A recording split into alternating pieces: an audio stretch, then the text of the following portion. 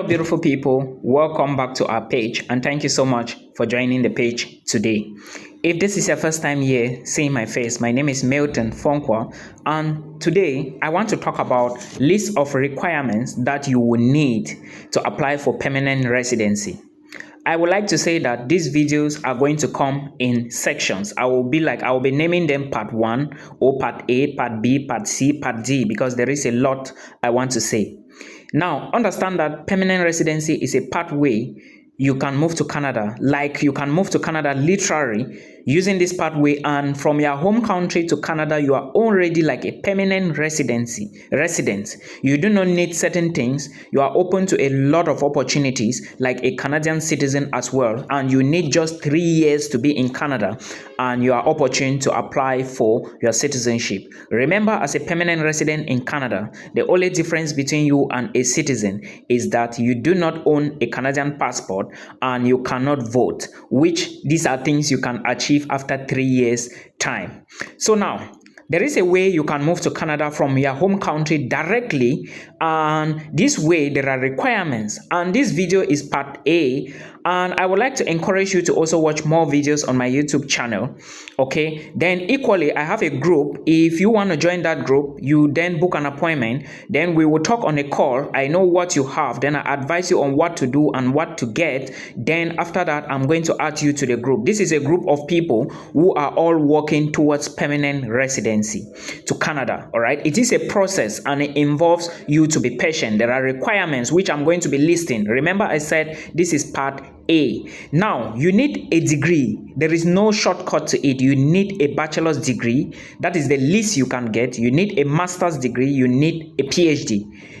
A bachelor's degree, better. A master's, absolutely good. A PhD, very, very good. That is to say, this is a point-based system where applicants are selected based on points.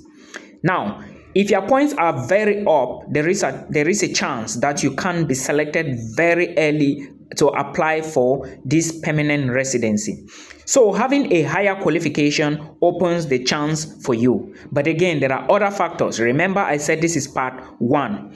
So now, if you have a degree from Cameroon, excellent. Those of you who are passing through ENS, Bambili, or maybe higher educational institution where you study for 2 years, then you do another training for 2 years, I think you are qualified. Those with HND and later on degrees, you are qualified. Remember, I said the minimum is a bachelor's degree. There are some people who came out from ENS second cycle from Cameroon. Those of you, I think you go into the ENS with the second cycle. I think you have to use a bachelor's degree to go in. You are qualified.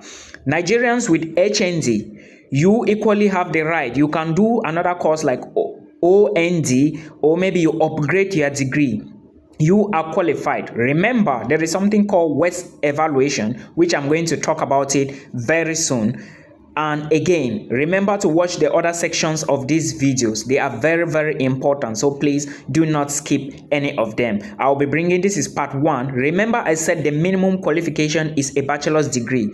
WEST must evaluate your certificate to say you meet the requirements and it's equivalent to a bachelor's degree in Canada. So having HND in Nigeria without something to add to it like OND and some other qualifications, some short courses, is not going to work properly. I hope you understand. Still on the permanent residency to Canada, which is the relocation pathway you can use as an international or as somebody from abroad. Please, we are now talking about part 2 or part B. Remember, I said I'm going to be talking about parts because these are all requirements to move to Canada as a permanent resident. Now, another requirement that you need, which is non-negotiable, is working experience. It must be a paid job and you should be working here consistently. Like maybe you don't work here for 1 year and later on you move and you work somewhere else, then you come back. It should be for the duration that you are thinking of applying for the PR, okay? And it must be, well, there are changes now that you can use 6 months work experience. That is for nurses or people in the healthcare sector. But I will advise you, remember, this is a point-based selection or system, which means that the higher your work experience, the more advantageous you become. Why do I mean so?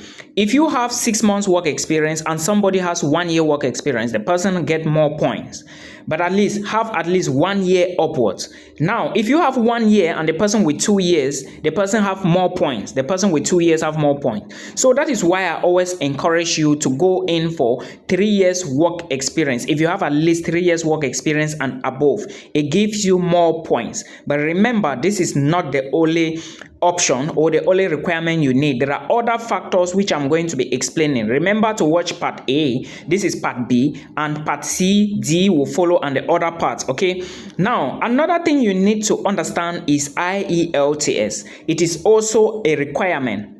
Okay, when you book an appointment with me, before I forget, if you want to join this, if you think you can join this, please watch the other parts.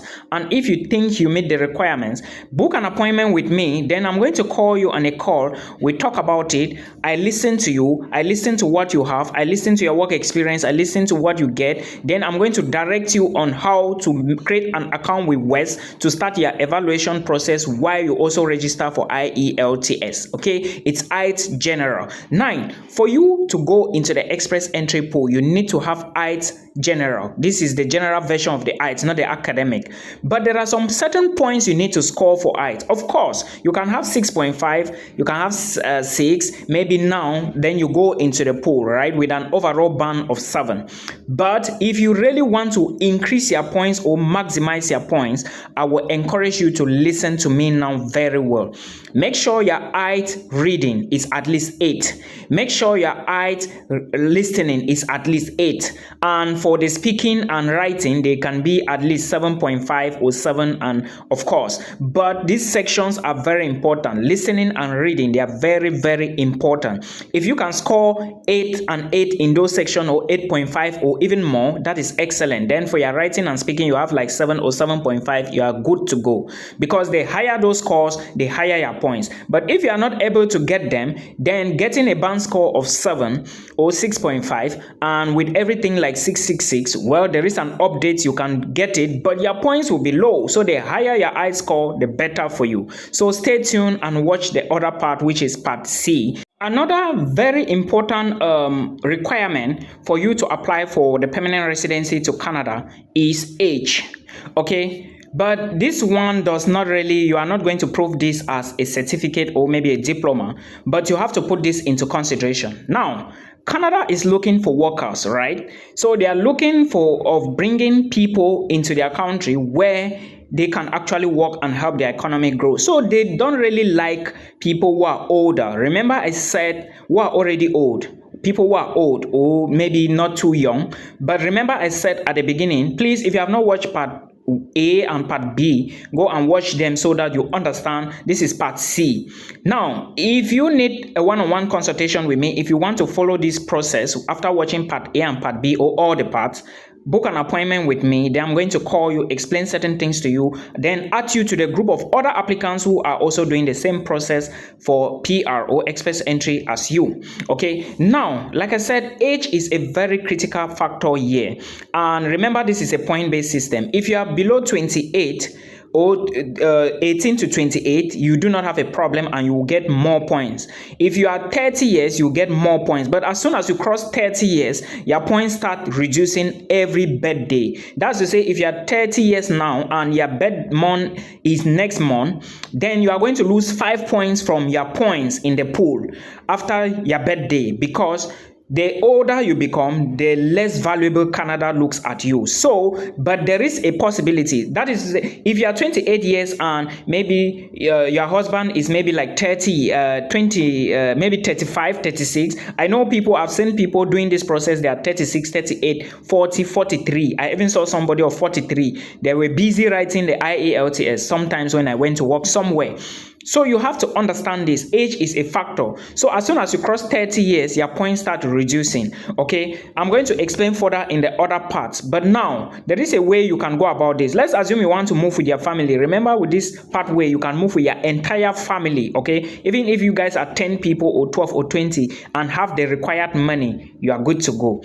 Now, remember, if you want to do this process, and let's assume that you guys are both 33 years of age, and maybe you as the wife, you have a bachelor's degree and your husband does not have any qualifications, then you who has the highest degree, you who is younger, and you who can actually read and write perfectly should take the exams, write the IELTS exam, and of course evaluate your degree. You should be the one to go into the pool. I can explain further, okay? But the essence here is age is a problem. So as soon as you are older than 30, 31, 32, 33, 34, then I will advise you to get the IELTS exam so that it can first, not the IELTS exam because you already have it. I will advise you to get the French. I'm going to explain further. But if you are below 28 or 28, 29, then there is no need for you to get the French, and especially if you have the healthcare work experience, because recently people were invited to apply for PR and the draw was 463, and that is to say people whose points were 463 and with a healthcare or maybe health profession were selected. And if you are 28 and you have very good scores in IELTS, like I explained in part B, and of course you evaluate your results, your points will definitely go above 488. Okay, then if they are inviting 463, then you are 488. It means you have been selected. All right, so these are things you need to put into consideration. Please watch the other parts so you understand. I'm going to be talking about the other requirements as well till we meet. Now, the last part of the permanent residency to Canada is, first, remember everything I said at the beginning of this video. It is essential and crucial that you take note of requirements first of all. Then you try to get the requirements, because this is not going to be easy. Trust me, it is not going to be easy, but you have to try very hard to get all of this. Then when you apply, you have to wait. Remember, in part D, or if you have not watched the other parts of this video, please go and watch them. You are going to see requirements to apply for permanent residency or to move to Canada as a permanent resident. There are various parts. This is the last part. Now, the last part is when you gather all those documents, you enter the pool. It can take you 1 month, it can take you 2 months. It depends on how the Canadian government invites people to apply. Remember, nowadays there are 6 categories of people who are being invited by the Canadian government to apply for PR. First category are those with a STEM background like science, technology, engineering, mathematics, and of course. So people in this area like civil engineers, computer technologies, they are being invited to apply for PR, and everybody must go through these particular requirements or must have the same requirements, okay? Then the next category are those from the agriculture, then those from transport, then those who are French speakers, and those who are the healthcare personnel. Okay, now if you really want to enter Canada easily, okay, this is an advice I'm giving to you now. If you have the possibility, let's say if you have done the IELTS and you think that maybe you are looking for ways, or you still want to like enter quickly to be selected from the pool fast, try and sit for the French exam. There is a French exam called TEF Canada. In case your age is above 33, I will advise you to take the French exam to increase your points. If you see that, because automatically if you are going for express entry, you should have calculated or have done some calculation to know the points you actually have.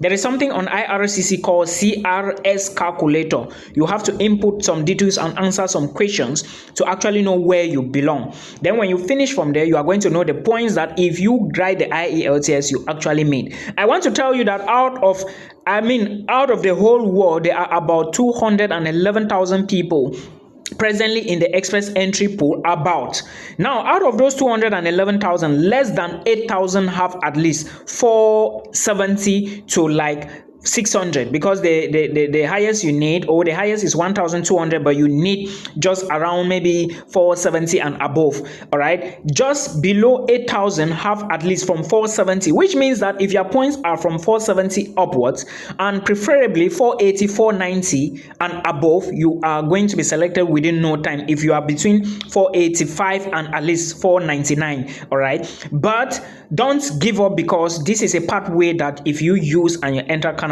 it is going to be advantageous for you. If you need a one-on-one with me, book an appointment. So I call you, then we talk about this, then from there we carry on. Again, remember that if you are younger, let's say if you are a couple, you can move with your family, no limitation. But the younger person with the highest qualification, with the highest work experience should apply as a primary applicant. Only one person can apply and include, all right, the others. So this is something you need to put into consideration, because a lot of people do not know about this. And after that, when invited to apply, you apply. Then if everything is okay, your PR comes, you move abroad. Do not lie, because everything is going to be verified. I said, let me inform you, because a lot of us, we do not know. I hope you understand. Till we meet again in another video. Peace.